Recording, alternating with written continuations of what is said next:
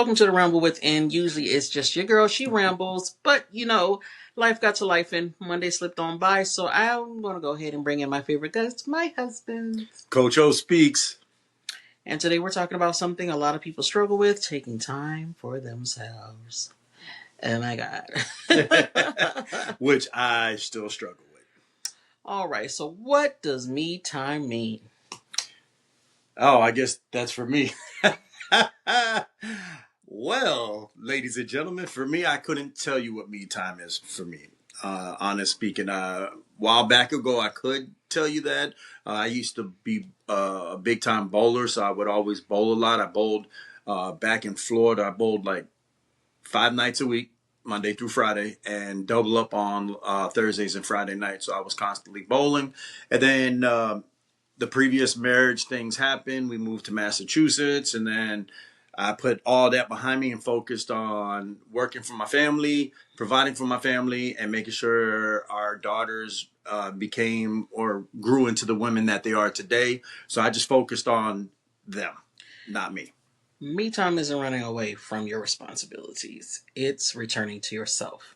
And a lot of people get that mixed up, especially when you get in these relationships and that honeymoon phase and you're just cornball with it and you're just wanting to be with each other all the time. And yeah, even those people that have that perspective of wanting to be, oh, that's my best friend, blah, blah, blah, that's fine. But there's still a time that you need to have to yourself. That could be your best friend. Nobody's knocking that. When you go get your hair done, he got to be with you. No, when he go gets his hair cut, you don't want to be in that barbershop. Trust me. So for me, I say music is my thing. When my husband goes to work, that's my time too. I'm gonna watch what I want to watch. I'm gonna chill. I'm gonna lay in the bed. I'm gonna take time for myself. When I go get my nails done, I go get my nails done. If I want to walk outside, I'll walk outside. But you got to have a moment to yourself so you can just be with your thoughts collectively. I mean, if you just want to journal, do that.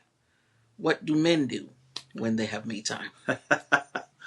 Really, I don't have me time. Actually, I do. The way I take me time. I don't pamper myself. I'm just learning how to do all those things. I was always hurry up and get things done. Get in the shower, get out, get dressed, get out, get up with enough time to get dressed, go to work, do what I got to do to work, and then whatever else. So right now, since I drive an hour and a half and sometimes 2 hours depending on traffic, I take that as what my wife was just saying, my me time, my thoughts, because it allows me to not take anything from home to work and bring anything home from work. So I have that moment to myself to just think about things, woo-saw it out, listen to music, or me, I always listen to the sports channel, especially football. I'm a big fanatic, so I'm always listening to that. So when I get home, I want to spend time with my wife, but I know sometimes she's like, we don't always have to do things together. Let my phone list tell you that he be not calling me. He called me all the time. Sometimes I'd be like, bro, like I'll answer the phone like, what? What do you want? You know what I'm saying? Because look, I'm a woman of a certain age, okay? And prior to us reconnecting, I had, for the first time in my life, time to myself. When it first started, I didn't understand it. Trust me, because I'm the one that come out the relationship and we go into the next one, and things like that. So I never really had an extended period of time where it was just me. Okay, and so transitioning from because right when I was getting used to it, boom, reconnection. You know what I'm saying? And so I still have the thoughts of, okay, but it's okay. So going into the next segment of this is, but why do we feel so guilty about it? You know what I'm saying? It's like women, for a women's perspective. We're always taught that we got to be the mom, we got to be the wife, we got to pour into everybody else and pour and pour and pour and pour and pour. But listen, you can pour all you feel like it, but the cup you pouring for eventually is emptied. Ain't nothing coming out of it. And that is you.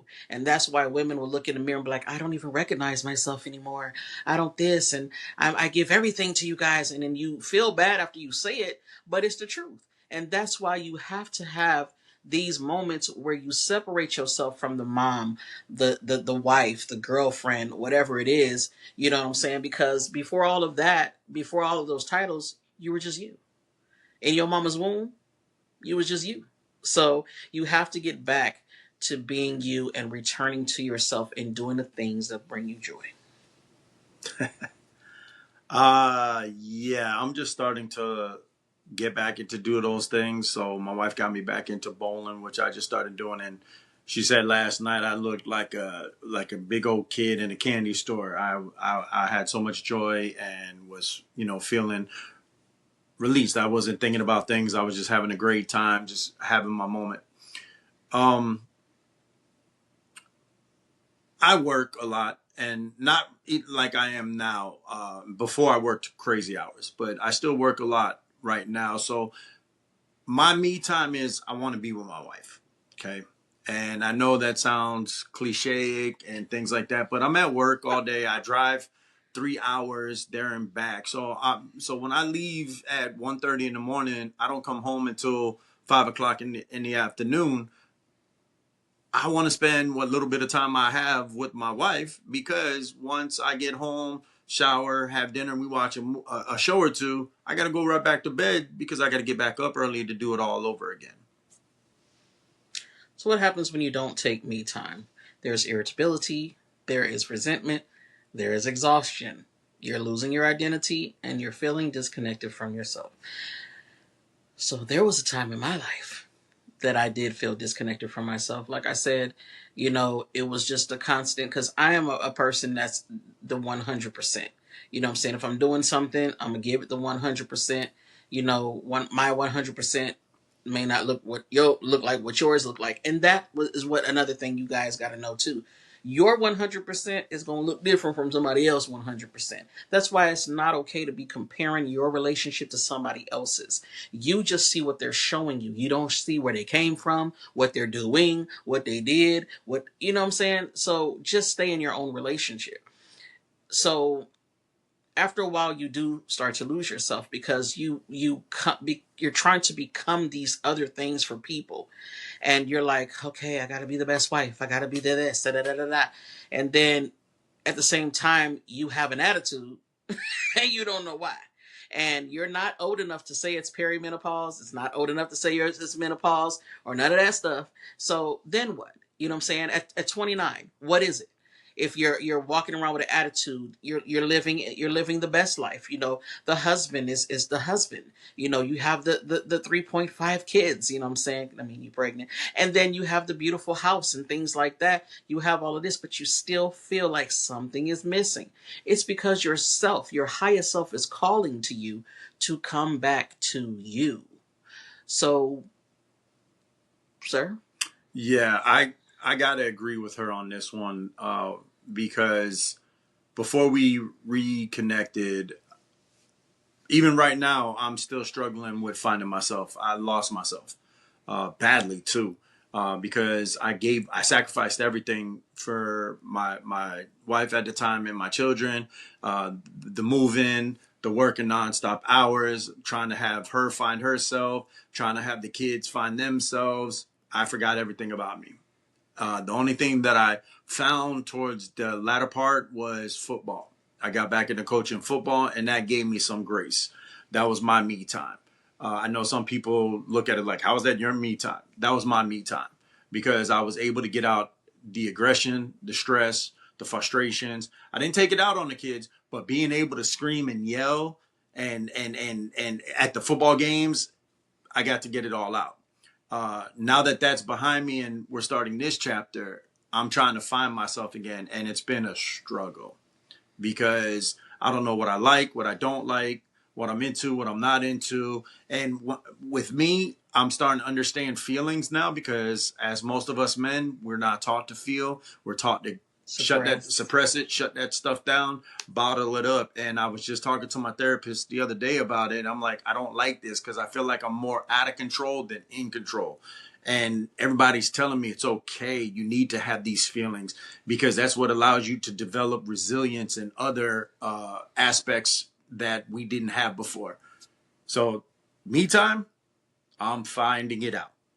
Yes. Me time helps you to heal from heartbreak. Just because you're in another relationship don't mean you're not still heartbroken. I'm going to say it again. Just because you're in a relationship does not mean you're not heartbroken. One thing I want everybody to realize is if you really love someone, just because the relationship ended don't mean your love stopped. If it was true. If your love stopped, then you didn't love that person. I don't love him no more because you never did. Because love never stops. You still love the people that you always loved. And if you have unresolved, if you were like me, like I said, you did not have the time to heal, you just moved on to the next relationship because you don't want to feel the feelings. Like he said, we suppress it and we're taught to just move on. It's over. You know what I'm saying?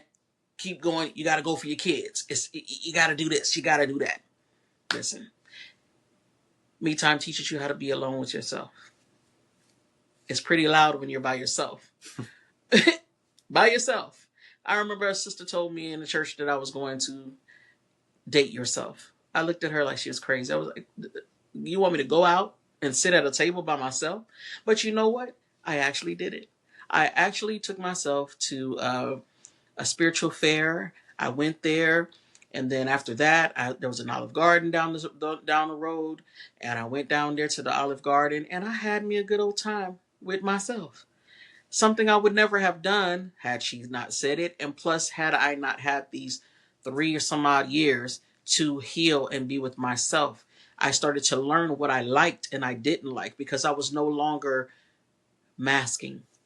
I was no longer trying to be what the person needed me to be in the relationship. What I learned is that I'm not responsible for anyone's healing but my own. I'm not responsible for no one's reaction. I'm not responsible for nobody's emotions. And that is some stuff that you don't know when you all caught up trying to fix people.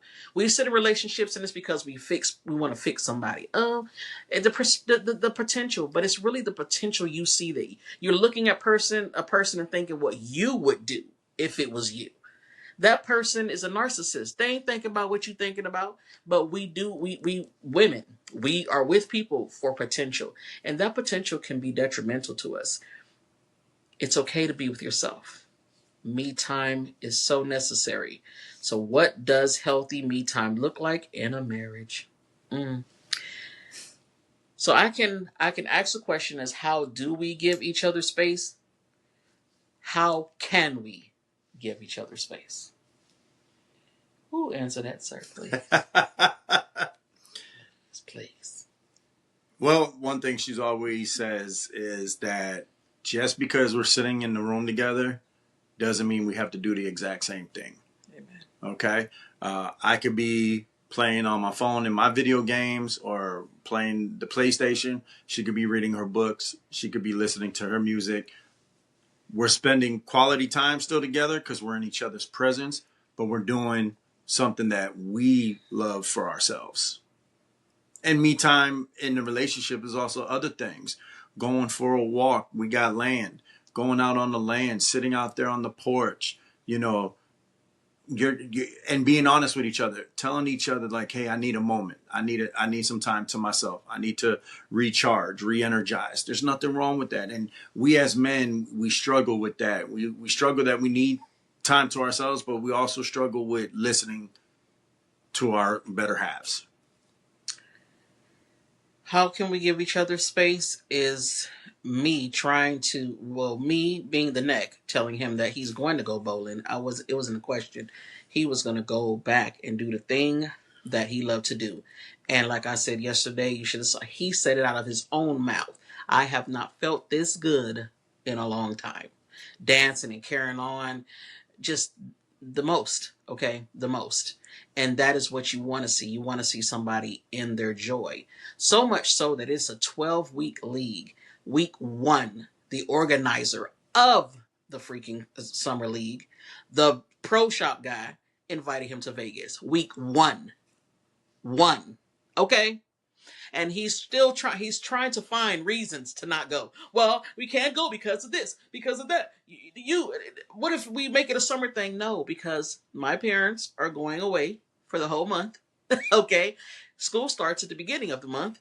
I'm gonna be home with the kids. Skedaddle. You know what I'm saying? Skedaddle, because it is something that he likes to do, and he's already been nationals there. So I want him to understand that I'm a do-over person.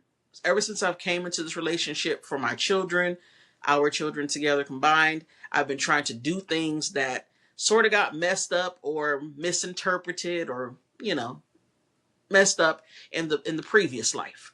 Okay, so I try to do things over in a way that they feel celebrated, because when you're tolerated, that's a problem. So you need to feel celebrated. Okay, and so in his previous life, it was not okay for him to detach from the relationship and venture solo.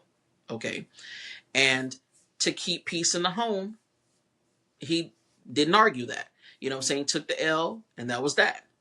But this is another chapter. That book has closed the end. Okay. Now this is a new book. Okay. And I told him the pages in this book are very fresh, and we write in the story as we go.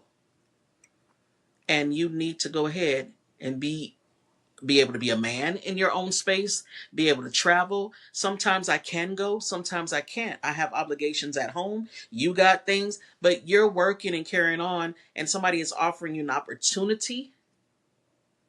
Determination meets opportunity.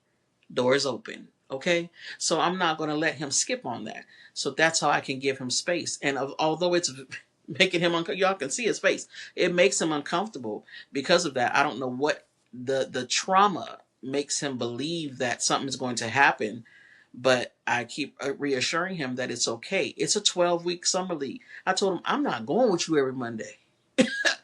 I'm not. You know what I'm saying? Because you need to be able to have that space. You need to be able to be in your own element and not be concerned with me, because he is one of those husbands, very doting, very check on you and things like that. And I love it. You know what I'm saying? But I need you to focus. The balls are that would hit the pins. You know what I'm saying? So next question, how do we support each other's healing? We kind of answered the question already. By doing things my way. You know what I'm saying? Because again, I don't knock my sister at all, and what it was that they had and things like that. Things change in relationships, dynamics, all kind of things. So none of that. It's not a fault. It's not a contest at all. You know what I'm saying? But in this leg of the life, the reconnection happened for a reason. Spirit brought us here together for a reason. And Spirit knew that I wouldn't want. You're going to do things to heal, because he's never, ever opened this Pandora's box. So that's why it's so difficult for him segueing into mental health month for men. You all are sitting in these homes, in these jobs, and you're not dealing with your mental health. You're still heartbroken. It's okay to say that. And women, give them the space, because when you bringing up songs from your ex, or you bringing up things that your ex did to you, they let you talk. So you got to give him the space to feel safe enough to tell you what's really going on in his mind, body, and soul. And you got to be okay and not be judging or laughing at him, because all he's going to do is shut down, because we do the same thing. If I come to you and say, do I look fat? He's like, damn, you look like an elephant. You ain't never going to ask him that question again, because he hurt your feelings. Make the space safe. Does me time strengthen a relationship? I know I'm sitting here uncomfortable, which it is, but me time does strengthen the relationship, because one thing my wife has been talking about since we reconnected is a famous statement by RuPaul. If you can't love yourself, how can you love someone else? And amen to that. And I didn't love myself, not at all. I still struggle with loving myself. I have to. That's one thing me and my therapist talked about. I have to do more of my own affirmations. I got to affirm myself. I kept looking in and trying to find it in others, from others, and that's where you go wrong. Even the Bible says it. You know, if you want to get it to the word, it says when you look for others to reward you, you're going to fail, because that's not what it's supposed to be about. You're supposed to give and not expect to receive in return, because then that means you didn't give fully from your heart. And that was my problem. I gave everything to everybody, and when I don't receive it the same way, I crash. I collapse. I feel like just crawling in a hole. And that's why I struggle with the me time, because it was issues in the past of me trying to go out with the fellas or go out and do something. You know, when we first reconnected, she was like, go to the bar, have it, you know, go to a restaurant, sit down and eat. And that was the most uncomfortable thing I ever done, because as men, we look at, you know, single people and we start thinking ignorant and be like, oh, there must be something wrong with them because they sit by themselves. No, you should be wanting to sit by yourself because you get to know yourself. And that was my problem. I never wanted to get to know myself. So, me time rituals, everyone. If you're into meditation, get your meditation on. Meditation is not about emptying your mind or clearing it or stopping your thoughts. It's about being able to sit still. You hear the thought, and you still can come back to right now, because the thought is trying to take you somewhere. It's trying to take you to a memory, to what you're doing tomorrow, what I did today. No, come right back to the present and then come back.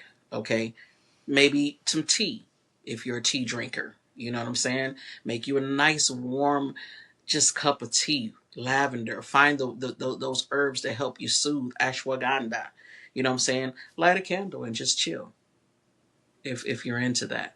You know what I'm saying? Candle colors have significance. Do that. Go get your feet done, your hair done, your nails done. One or the other, or all of them. You know what I'm saying? If it's lashes, go get lashes done. Whatever it is, take a walk in your neighborhood. Take a walk in your neighborhood. In the morning, in the night, write down your thoughts, journal, sing in the shower, take a bath, especially when there's a full moon out. If you have a bathroom window like mine, Jesus, I can open that thing and the moon just right on my head. Or if I turn to it, it's just right in my face, and it's so freaking beautiful. Listen to music that heals you. Or just be. Just be. You know what I'm saying? If sports is your thing, hit a sports bar up.